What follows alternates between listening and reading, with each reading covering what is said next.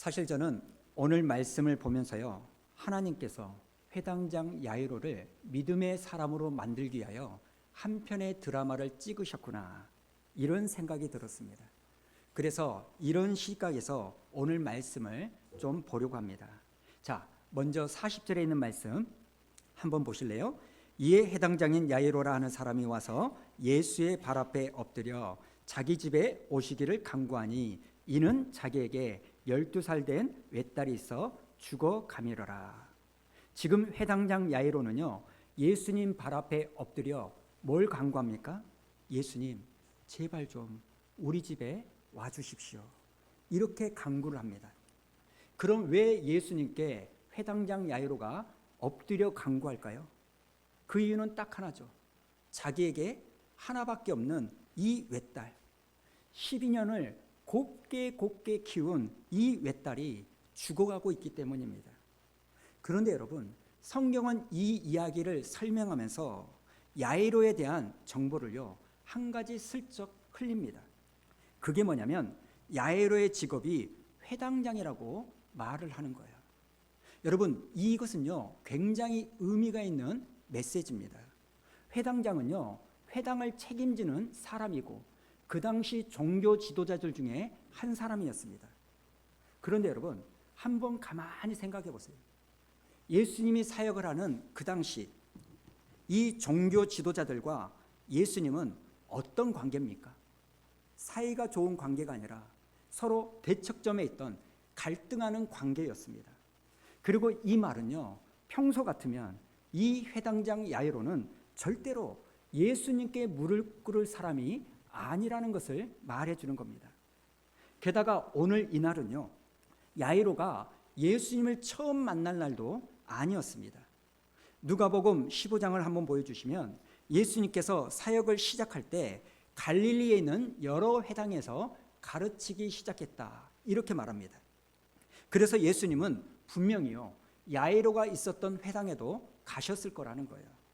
그런데 이 사람들의 반응이 어떤지, 자, 28절 우리 한번 읽어볼까요? 시작. 회당에 있는 자들이 이것을 듣고 다 크게 화가 나서 일어나 동네 밖으로 쫓아내요. 그 동네가 건설된 산 낭떠러지까지 끌고 가서 밀쳐 떨어뜨리고자 하되. 지금 예수님께서 사람들에게 말씀을 가르칠 때 이사야 선지자의 성경을 딱 펼치신 다음에 말씀을 하시고 내가 바로 구약에 예언된 메시아다, 이렇게 말을 하니까 사람들이 그 말을 듣고 분노하는 거예요. 그리고는 동네 밖에 있는 산 낭떠러지까지 끌고 가서 주님을 밀치려고 하는 겁니다. 여러분, 이 사람들 중에 회당장 야이로가 있었을 가능성이 있다는 거예요. 그리고 6장을 보면 예수님이 안식일에 회당에 들어가세요. 그리고 안식일에 회당에서 손이 마른 사람을 고쳐주세요. 그러면 주변 사람들이 박수치고 좋아해야 되는데, 아니 너는 왜 안식일에 병을 고쳐주느냐 이러면서요, 노기가 가득해가지고 주님을 어떻게 하면 해야 할까 모략을 꾸몄다고 나옵니다. 어쩌면 여기에도 회당장 야이로가 있었을 가능성이 있는 거예요. 그러면 여러분, 지금까지 야이로는 예수님을 어떤 태도로 대하고 있었을까요? 다른 종교 지도자들과 똑같이 적대적인 모습을 주님께 보이셨을 거예요. 여러분, 우리가 이 사실을 알고 오늘 말씀을 보면 의미가 있는 겁니다. 왜냐하면 오늘 야이로는요, 분명히 이전과는 다르게 주님의 발 앞에 엎드려 제발 주님 우리 집에 좀 와주십시오, 이렇게 간구를 하기 때문입니다. 왜 그런다고요? 자기에게 내 힘으로는 풀 수 없는 어려움이 생겼기 때문이에요. 여러분, 잘 들으셔야 됩니다. 예수라는 사람에게 별로 관심이 없거나 어쩌면 예수에 대하여 말만 들어도 기분이 나쁘고 성질을 내던 이 사람이 지금은 주님 발 앞에 엎드리는 거예요. 왜 그렇습니까? 지금 내가 사랑하고 있는 이 애딸이 병이 들어가지고 죽어가고 있기 때문에, 그리고 사람들이 말하기를 이 병을 고칠 수 있는 유일한 길은 예수밖에 없다는 그 말을 들었기 때문입니다. 여러분, 여기서 우리가 알아야 될 사실이 있는 거예요. 우리 하나님은요, 어떤 한 사람을 주님께로 인도하기 위하여, 그 사람을 믿음의 사람으로 만들어 가기 위하여 때로는 고통이나 고난, 그리고 어떤 문제를 허락하신다는 사실입니다. 그렇다면 왜 하나님은 우리에게 이러한 아픔과 어려움, 문제, 왜 우리에게 고통과 고난을 주실까요? 이유는 딱 하나예요. 우리는요, 문제가 없으면 하나님을 찾지 않는 존재이기 때문입니다. 평소에는 예수님께 전혀 관심도 없고 때로는 적대적이었던 이 사람들이 언제 주님을 찾느냐? 오늘 이 야이로처럼 내 힘으로는 감당할 수 없는 어떤 문제들이 예상치 못하게 찾아오거나 내 힘으로는 어떻게 할 수 없는 어떤 사건들이 닥쳤을 때, 질병이 찾아오고 사업에 어려움이 생기고 배우자와 자식들에게 어떤 사건이 생겼을 때, 그때서야 창조주 되신 하나님을 찾는 그런 사람들이 많은 겁니다. 그리고 여러분, 이런 일들은 성경에 많이 나오지 않습니까? 하나님으로부터 멀리 멀리 도망쳤던 그 요나가 언제 하나님께 기도합니까? 배에서 던져지고 물고기에게 삼켜졌을 때, 자기에게 고난이 찾아왔을 때, 그때서야 요나는 기도하기 시작하는 겁니다. 우리가 잘 아는 한나, 언제 기도합니까? 아이를 낳지 못하는 그 불임의 고통이 자기에게 엄습했을 때 주님 앞에 나와 나는 마음이 슬픈 여자입니다, 이렇게 애통해하며 눈물로 기도를 하더라는 거예요. 그러니 여러분, 우리 하나님은요, 한 사람을 변화시키기 위하여, 여러분을 믿음의 사람으로 만들기 위하여 때로는 고난이라는 소재를 사용하신다는 거예요. 그래서 우리 기독교는요, 아주 독특한 고난관을 가지고 있어요. 그게 뭐냐면 고난도 유익할 수 있다는 사상입니다. 시편 119편 71절 우리 한번 읽어볼까요? 시작. 고난 당한 것이 내게 유익이라, 이로 말미암아 내가 주의 율례들을 배우게 되었나이다. 아멘. 무슨 말입니까? 오늘 야이로에게 딸이 죽어가는 이 고통이 없었다면 절대로 야이로는 주님을 찾지 않았을 텐데, 이 고통과 문제가 있었기 때문에 주님을 찾게 되었다는 거예요. 그래서 여러분, 우리에게 고통이 있고 고난이 있을 때 그것 때문에 우리가 주님을 찾는다면, 사실 그것 때문에 너무나 아프고 힘들고 괴롭지만 그것 때문에 내가 주님을 찾고 주님을 만날 수만 있다면 그건 변장하고 찾아오는 하나님의 축복인 줄로 믿습니다. 그래서 여러분, 왜 나만 겪는 고난이냐고 불평하지 마십시오. 오늘 여러분의 힘으로 풀기 어려운 문제와 고통, 그리고 아픔이 있다면 그 아픔과 문제, 불편함을 통하여 주님을 찾고 주님을 만나는 복된 은혜가 있기를 축복합니다.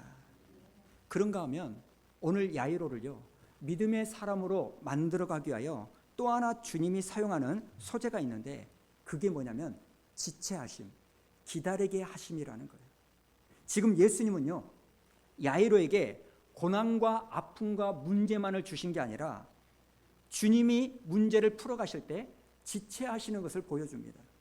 지금 내 속은 바삭바삭 타들어가는데, 지금 내 마음은 급해 죽겠는데, 지금 예수님이 나하고 걸어가기는 걸어가는데 조금만 더 빨리 걸어가면 좋겠는데, 그래서 주님이 빨리 집에 가서 내 딸을 고쳐주면 좋겠는데, 근데 주님은요, 이런 내 속도 모르고 어떻게 하세요?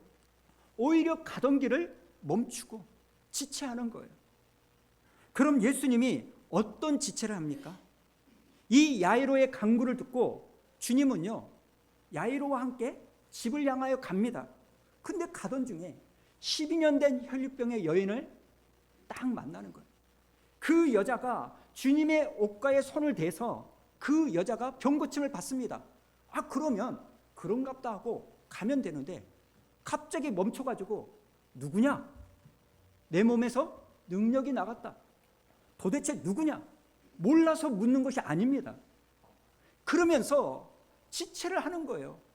얼마나 어수선하겠습니까? 수많은 사람들이 주님을 따라가는데 야이로 입장에서요, 속이 파삭파삭 탈 거예요. 아니 주님, 이게 중요한 게 아니잖아요. 병고침 시켜주셨으면 가면 되는데, 그 여자와 얘기하느라 그 천금 같은 시간을 야이로가 보기에는 지금 주님이 낭비하고 있는 거예요. 그런데 여러분, 성경을 우리가 읽어보면 이렇게 지체하고 기다리는 그 주님의 모습을 너무나 많이 발견하는 겁니다. 요한복음 11장에 보면 예수님이 사랑하는 나사로가 병들어 죽었다는 소식을 전해 듣습니다. 그런데 여러분, 우리 예수님은 나사로가 병들어 죽게 생겼다는 그 소식을 듣고서도 바로 움직이지 않고 무려 3일을 버티십니다. 그리고 죽고 나서야 나사로를 찾아가는 거예요. 아브라함을 보세요. 자식이 없었습니다. 그래서 나에게는 자식이 없는 것 같구나 포기하고 살았어요. 그런데 갑자기 하나님이 나타나서 내가 너에게 자식을 주겠다. 갑자기 생각지도 않았던 소망을 주시는 거예요. 그럼 어떤 소망을 내게 주시면 빨리 이루어 주셔야 되는 거 아닙니까?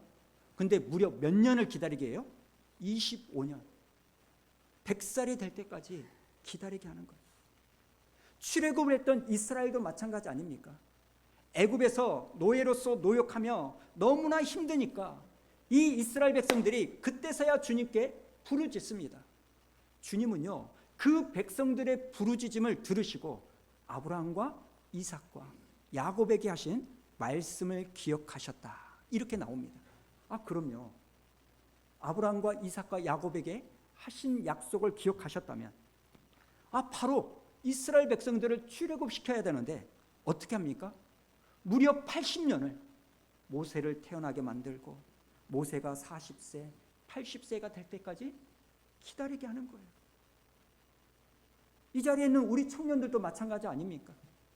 지금 내가 그렇게 직장 좀 얻고 싶어서 기도하고 있고 마음을 쓰고 있고 배우자도 빨리 만나고 싶고 내가 지금 그걸 놓고 기도하고 있는데 하나님은요, 내 생각과는 너무나 달리 너무너무 지체를 하는 거예요. 그런데 여러분, 우리는 오늘 말씀에서 이걸 알아야 됩니다. 내가 지금 기다리고 있는 이렇게 긴 기다림의 시간은요, 또 한편으로는 하나님도 기다리는 기다림의 시간이라는 사실입니다. 나만 기다리고 있는 것이 아니라 하나님도 기다리고 있는 거예요. 그럼 뭘 기다릴까요? 저와 여러분에게 믿음이 생기기를 기다리는 거예요. 하나님을 그럼에도 불구하고 신뢰할 수 있기를 주님은 기다리고 있다는 거예요. 우리만 아픈 게 아닙니다. 우리만 조바심이 나는 게 아닙니다. 우리만 힘든 게 아니에요. 그런 모습을 보고 기다리고 있는 하나님도 아파하는 거예요. 한 3주 전에 금요기도회를 끝나고요, 집에 왔더니 처음에는 몰랐어요. 그리고 옷을 갈아입고 거실로 또 나갔다가 뭔가 이상해서 딸방을 딱 갔더니 갑자기 있어서는 안 된 녀석이 있는 거예요. 큰딸이 갑자기 자기 방 침대에서 누워가지고 불 꺼놓고 핸드폰 하면서 딱 있는 거예요. 금요일날 오는 애가 아니거든요. 주일날 보는 건데. 근데 이놈이 말을 해봐도 희마리가 없어. 기운이 없어. 왜 그러냐? 그러니까 아니야. 막 그런 거. 맥이 빡 빠져 있는 거예요. 그러면 아빠 마음에 어쩝니까? 남친하고 싸웠나? 또 회사에서 깨졌나? 힘든 일 있었나? 이게 나를 보면 또 떽떽거려야 되는 이가 희마리가 없으니까 마음이 너무나 힘든 거예요. 그리고 매가리 없이 막 자빠져 있고 뭐 강아지만 막 품기 안고 있고 막 이러니까 막 그러는데 제 마음에서 안타까움이 생기는 거예요. 아빠인데도 내가 해줄 수가 없어. 저렇게 힘들어하고 매가리가 없어 있는 이 모습을 보면서 제가 할 수 있는 게 없는 것이 너무나 힘들더라고요. 그러다가 문득 요게벳이라는 찬양의 가사가 떠올랐습니다. 한번 들어보십시오. 너의 삶의 참 주인, 너의 참 부모이신 하나님 그 손에 너의 삶을 맡긴다. 너의 삶의 참 주인, 너를 이끄시는 주 하나님 그분의 손에 너의 삶을 드린다. 그가 널 구원하시리. 그가 널 이끄시리라. 이 찬양의 가사를 제가 흥얼거리면서 수연아, 아빠는 할 수 없지만 너의 참 주인이신 아버지 하나님은 너를 보호하실 거야. 그리고 하나님이 견디게 해주실 거야. 이런 기도를 했습니다. 여러분, 나만 아픈 게 아닙니다. 나만 기다리고 있는 게 아닙니다. 하나님도 내 모습을 보면서 조금만 견뎌주라. 조금만 인내해라. 조금만 더 그럼에도 불구하고 나를 신뢰해라. 이 안타까운 마음으로 저와 여러분을 바라보는 줄로 믿습니다. 그리고 이런 하나님의 지체하심, 이 기다림에는요, 또 다른 교훈이 있다고 생각합니다. 지금 야이로는요, 예수님께 간절히 구해서 예수님을 집으로 모시고 가고 있습니다. 그래서 예수님은 지금 야이로의 문제를 해결하기 위하여 야이로와 함께 가고 있는 거예요. 그런데 가다가 내 문제보다 다른 사람의 문제, 12년 혈류병을 가진 이 여자의 문제를 먼저 해결하고 있는 것을 야이로가 보는 거예요. 여러분, 잘 생각하셔야 됩니다. 이게요, 어떤 의미인지 아십니까? 지금 야이로의 스케줄 상으로는요, 예수님이 내 문제를 먼저 해결해 줘야 되는 거예요. 순서도 이 여자보다 내가 먼저 주님께 구했고, 위중함에 있어서도 내 딸의 죽을 병이 훨씬 더 위중합니다. 그래서 주님은 이 여자의 문제가 아니라 내 문제를 먼저 풀어줘야 되는 거예요. 여러분, 이게 야이로의 생각이었고 우리의 일반적인 상식입니다. 그런데 주님은요, 분명히 야이로와 함께 동행하며 걸어가고 있지만 야이로의 생각대로 절대로 움직이지 않고 주님은 당신의 스케줄대로 움직이고 있다는 거예요. 여러분, 이런 예수님의 모습을 통해서 우리가 알아야 될 게 뭔지 아십니까? 하나님은요, 저와 여러분이 움직일 수 있는, 컨트롤할 수 있는 그런 분이 아닙니다. 하나님은 당신의 주권과 판단에 의해서 당신의 스케줄과 계획에 의하여 움직이는 분임을 믿으셔야 됩니다. 사실 우리는 주님과 동행하기를 원합니다. 왜요? 내가 주님과 동행하면 주님이 나의 모든 문제를 풀어주시기 때문입니다. 마찬가지로 지금 야이로도요, 주님과 함께 집으로 동행하며 걸어가고 있는 거예요. 함께 집으로 가고 있습니다. 그런데 주님은 야이로의 생각대로 일하지 않고 당신의 주권대로 일하신다는 거예요. 좀 극단적으로 말해서요, 우리가 아무리 하나님께 매달리고 용을 쓰고 금식을 한다 할지라도 우리 하나님은 내가 원하는 타이밍에 일하지 않고 당신의 타이밍에 일하신다는 사실입니다. 그래서 여러분, 우리가 하나님께 어떠한 문제와 불편함, 아픔을 가지고 간절히 기도를 해야 됩니다만, 또 다른 한편으로 우리가 잊지 말아야 될 것, 하나님은 당신의 타이밍에 움직인다는 하나님의 주권을 인정할 수 있어야 돼요. 그리고 또 하나 배우는 게 뭐냐, 지금 야이로는요, 예수님이 자기의 문제를 분명히 해결해 줄 분으로 믿고 있습니다. 그런데 예수님은요, 이런 야이로의 문제만이 아니라 다른 사람의 문제도 길을 걸어가다가 해결해 줘요. 무슨 의미일까요? 우리 하나님은 나만의 하나님이 아니라는 사실이에요. 예수님은 내 문제만 해결해 주는 분이 아닙니다. 어느 누구도 주님을 독점할 수도 없고 내가 원하는 대로 컨트롤할 수 없다는 것을 알아야 됩니다.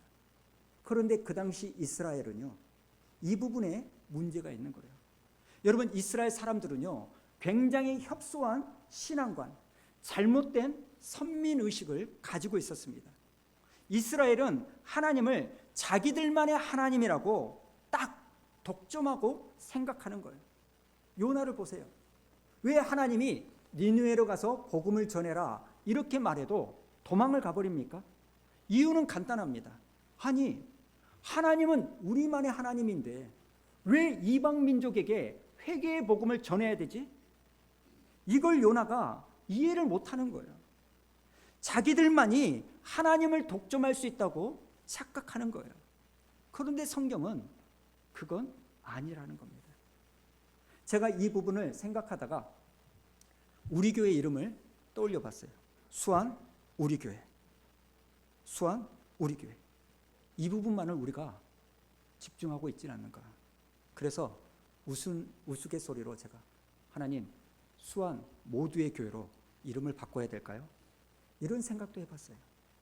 여러분, 그동안 여러분은 하나님을 어떻게 생각했습니까? 혹시 나만의 하나님이라고 생각해서 다른 사람에게 예수님을 전하지 못하는 그런 모습은 없으십니까? 여러분, 하나님은 우리만의 하나님이 아니라 다른 사람에게도 하나님이심을 아시고 복음을 다른 사람에게 전하는 여러분의 모습이 있기를 축복합니다. 그래서 연말이 가기 전에 옆에 분들에게 너도 좀 가까운 교회 다녔으면 좋겠다. 너도 나처럼 예수님 믿었으면 좋겠다. 이렇게 말할 수 있어야 되는 거예요. 지금 예수님은 이렇게요. 기다림과 지체하심을 통하여 야이로를 믿음의 사람으로 만들어 가고 있습니다. 그런데 제가 이 말씀을 묵상하면서 왜 예수님은 그런데 이렇게 번거로운 과정을 거치고 있을까? 주님은 그냥 그 야이로의 간구를 듣고 다른 사람들처럼 그래, 그냥 가라. 네 딸이 나았을 거다. 이러셔도 될 건데 왜 주님은 이렇게 번거로운 과정을 거치실까? 제가 그걸 가만히 생각하다가 이 생각이 들었다는 거예요. 여러분, 주님이 이렇게 번거롭게 하신 이유는요, 그저 죽어버린 이 야이로의 딸을 살려주는 그런 문제 해결자의 하나님으로만 남고 싶지 않아서라는 거예요. 우리는요, 주님을 그렇게만 생각하면 안 됩니다. 그건요, 그저 좀 좋게 포장한 거고요. 실상을 까보면 우리는요, 하나님을 단지 문제 해결자로만 생각하면 도깨비 방망이처럼 요술램프 지니처럼 주님을 대하고 있는 모습이라는 거예요. 왠지 아십니까? 다른 종교에서도요, 병고침이라든지 귀신이 쫓겨난다든지 이런 초자연적인 일들은 얼마든지 일어나기 때문입니다.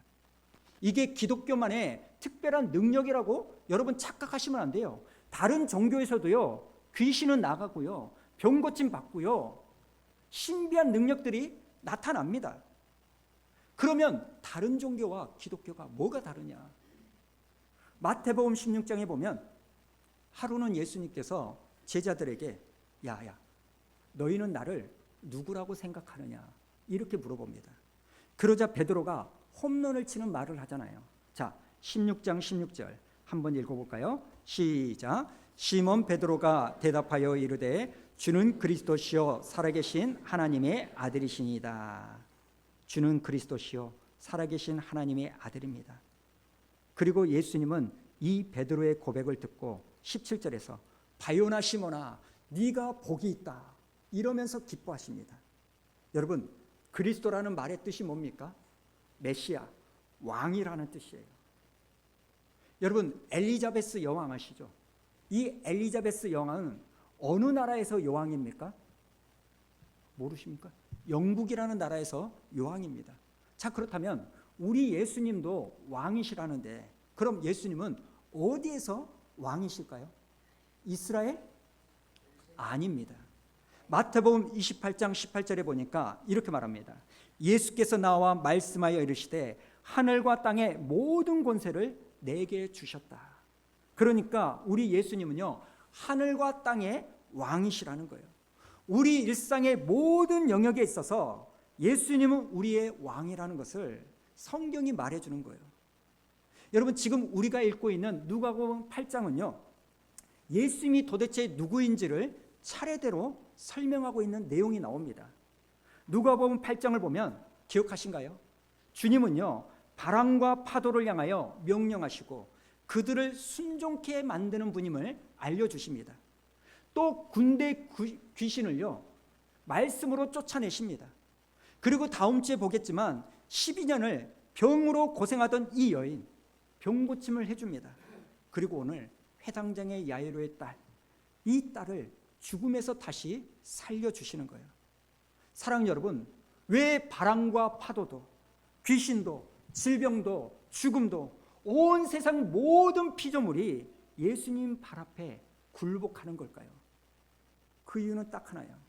우리 예수님은 하늘과 땅의 모든 권세를 가지신 왕이기 때문인 줄로 믿습니다. 이걸 알려주기 위하여 주님이 그러한 역사들을 끊임없이 보여주시는 거예요. 이런 맥락에서 여러분, 여러분에게 있어서 예수님은 어떤 분이라고 말할 수 있습니까? 예전에 말했던 것처럼 내 문제를 풀어주는 문제 해결자, 브로커, 이렇게만 생각하십니까? 예수님을 여러분은 어떤 분이라고 말할 수 있습니까? 시험 볼 때 문제 풀듯이 답을 말하라는 게 아니라 실제로 내 삶에 있어서, 여러분에게 있어서 예수님은 어떤 분이냐는 거예요. 우리의 문제가 그거 아닙니까? 성경에 나오는 이 사건들은 내가 믿어. 오케이. 귀신도 떠나가고 바람과 파도도 잠잠해지고 병도 고침받고 죽은 사람도 살아나는 거 나는 믿어. 근데 내 삶에서 주님의 일하심은 믿으십니까? 여러분의 병, 여러분의 직장, 여러분의 관계, 여러분의 문제도 주님이 동일하게 풀어주실 만왕의 왕이라는 것을 여러분은 믿냐고요? 성경에 나오는 말씀만 믿는다는 것이 아니라 실제로 내 삶에서 주님이 나의 그리스도시요 주님이라는 것을 믿냐는 거예요. 그냥 말로만이 아니라 성경에 나오는 사건은 믿는데 내 삶에서 주님이 나의 왕이시요 나를 다스리시는 분이라는 것을 믿는가? 이걸 생각해 보자는 거예요. 여러분, 바로 이러한 결론이 나오도록 하기 위하여 하나님은 저와 여러분에게 그렇게 다양한 스토리를 허락하셨다는 겁니다. 예수님이 나의 그리스도시요 나의 왕이십니다. 이 고백을 하도록 하기 위하여 책을 써도 여러 권을 쓸 수 있는 수많은 사건과 사고를 올 한 해 여러분에게 허락하셨다는 겁니다. 그런데 이 눈이 열리지 않으면 이스라엘 백성들처럼 광야에서 40년을 뺑뺑이 돈 것처럼 우리는 또 2026년도 뺑뺑이를 돌 수밖에 없는 거예요. 오늘 우리가 찬양도 하고 경배도 하고 기도도 하고 오늘 우리가 모여서 예배하는 그분은 도대체 나에게 누구시냐는 거예요. 그분은 나의 그리스도십니다. 나의 주인이십니다. 나의 왕이십니다. 이 고백이 있어야 될 줄로 믿습니다. 다음 화면, 이 화면이죠. 우리 한번 읽어볼까요? 예수님은 나의 그리스도 왕이십니다. 우리 한번 고백해 보겠습니다. 시작. 예수님은 나의 그리스도 나의 왕이십니다. 여러분, 이것이 정말 믿어지고 고백되어지는 여러분 되기를 축복합니다.